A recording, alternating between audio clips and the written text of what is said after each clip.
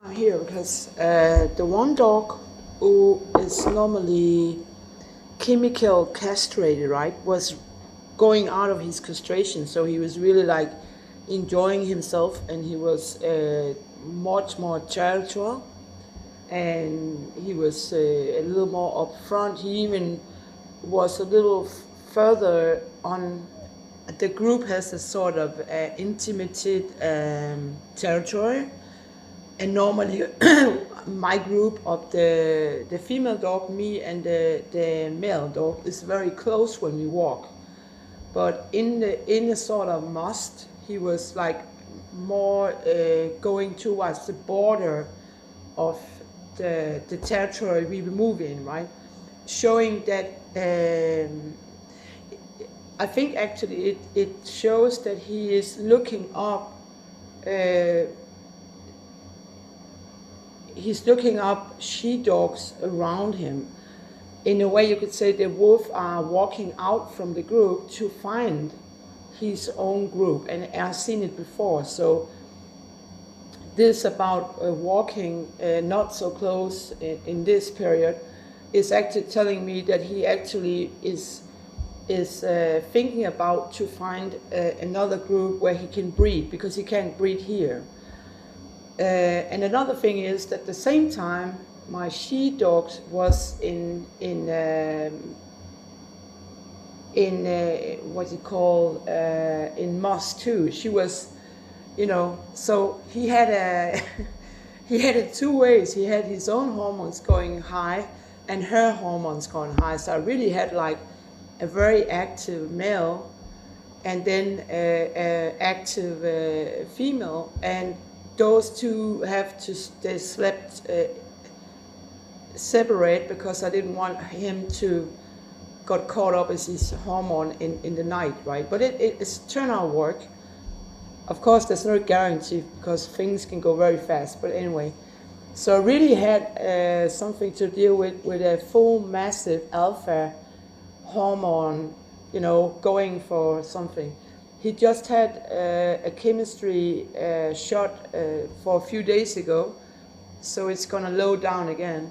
But and the reason why I didn't castrate him fully in operation is that he's such a good search dog, and I really would like to give back to the military or the police a puppy of him, because he is amazingly a trace dog. I mean, it's not just because I'm good at reading him, because that's most of the work.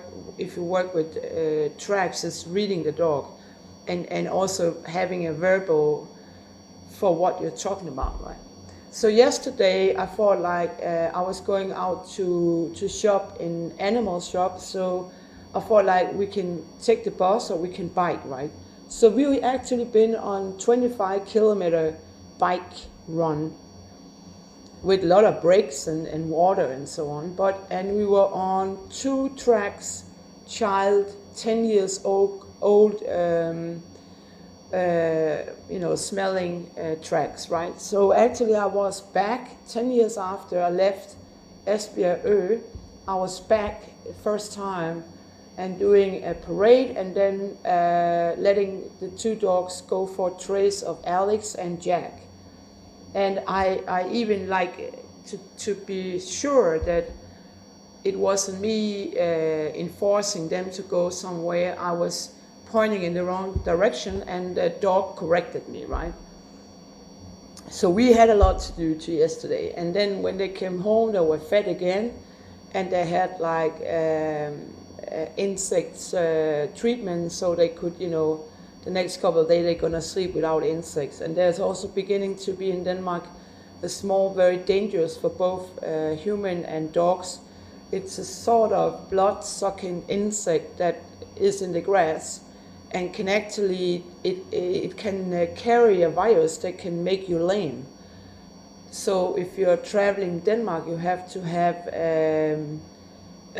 insect poised treatment that actually covers that kind of insect. It's called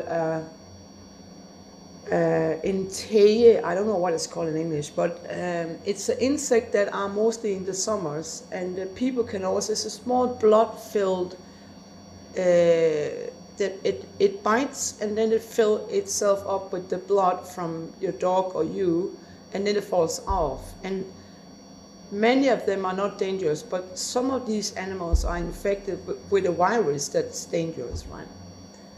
So, and I had the vet coming around on Monday, and she was going to vaccine the one dog and vaccine the rabbits. There is also a rabbit disease over here, which I didn't want to get caught up with the rabbits when I begin to feed with grass. My rabbits are very old, and now I don't want, I use some money for feeding them, so I might as well vaccine them, right? And then Alex came with two, Alex Watts with two ladies. They acted a little aggressive, and Alex did too, actually. And then my people from Ribbit to Women came, and they were also passive.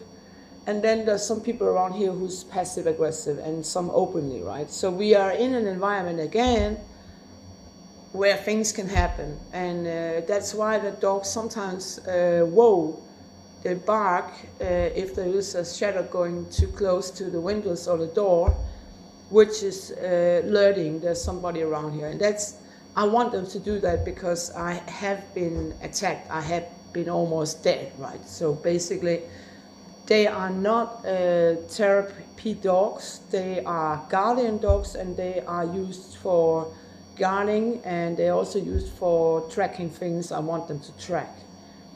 So, but sometimes when hormones is high by the male and by the female, it collides. Then it's really trouble, because he's irritated. He wants to breed, and he wants to find somebody to breed with, and she is also what is going on here. So that's a little tough, but it will come down, all of it, because his castration is going to work. She's going out of her hormones, and then everything is a little more slowed down. So, and I was the only one who wasn't high on hormones. Pissed, huh? And actually, it's also funny to see, sometimes to see a real male, how he works, how strong he is, and how lovely he is to his pillow and stuff like that. I mean, it actually, when I see all the dogs in town, most of them are castrated very early and have never experienced their hormones working. And actually, it is sometimes depressive to see what a castration do to horses and dogs, how depressed they get, and how, anonymous they become, right? So I also wanted to give him a hormone mirror that goes up, and he can feel that what he is, right? I think that's fair enough. So it's not because my dogs they are environment trained, meaning that they know the difference between aggression and non-aggression. They know the difference between children and handicaps and aggression. And they also know the difference between all this kind of stuff, right? So if you kind of view them as aggressive, I would think that you probably are aggressive. If we bike, and I have often experienced that people leashes aggressive dogs from the side. Not so much people with gardens, but people on the street. And of course, if an aggressive dog jumped from the side towards me and the bike, that evokes some kind of protection aggression with the male I have, which is fair enough. So, but basically, they are very.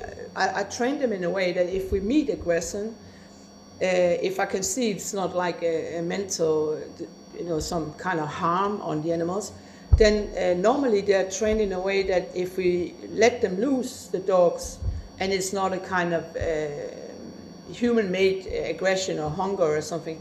My dogs are not hungry. They fed twice, right?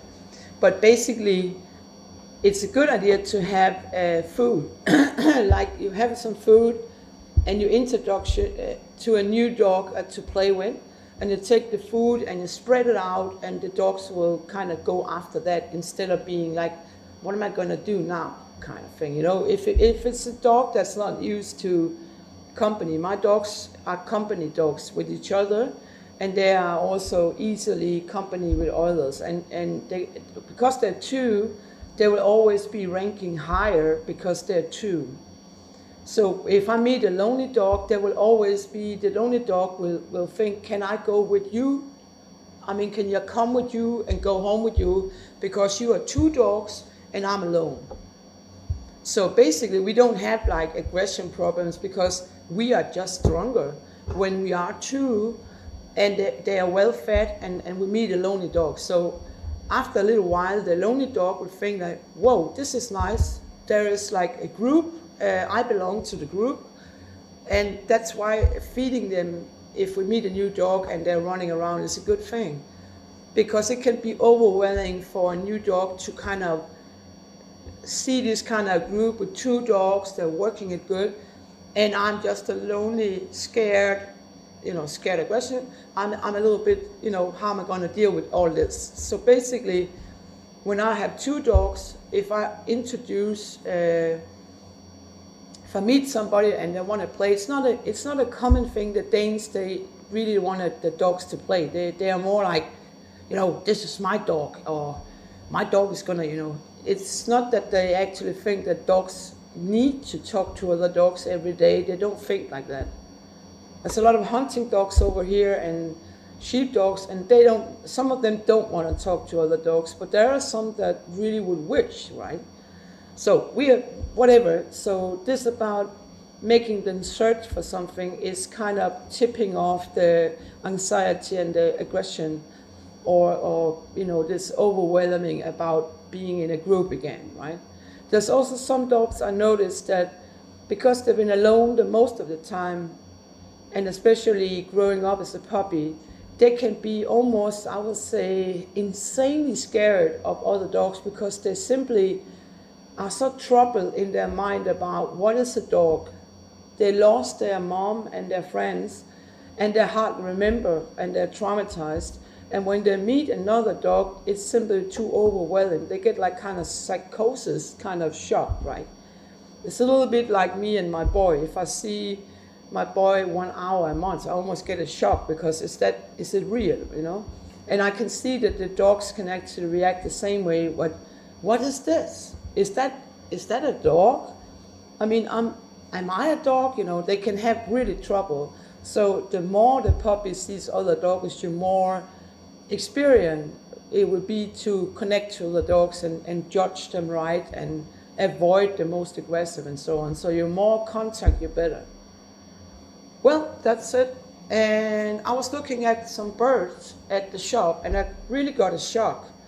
It's a cellar, and there's like snakes and birds and turtles and everything, and they need some space, and I don't know where the birds come from. I was really like a little bit shocked. So I'm probably going over there again to see if I can maybe buy some of them and find out where they're from.